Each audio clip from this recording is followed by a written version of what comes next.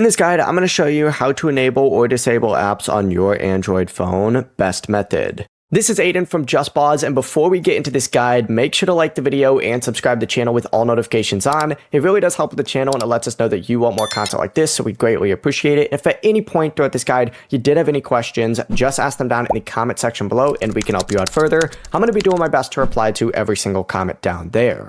Begin by swiping up and opening up your settings, and you need to scroll down on here until you see apps. So continue scrolling through, select apps, and you need to find and select the app it is that you want to manage. So I'm gonna wait for these to load. There we go.